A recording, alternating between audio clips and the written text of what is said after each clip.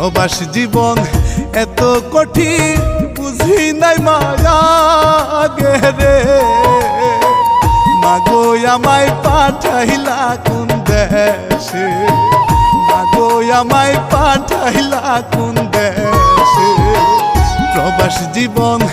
এত কঠিন বুঝি নাই মায়া গেরে মাগো আমায় পাঠাইলা কোন দেশে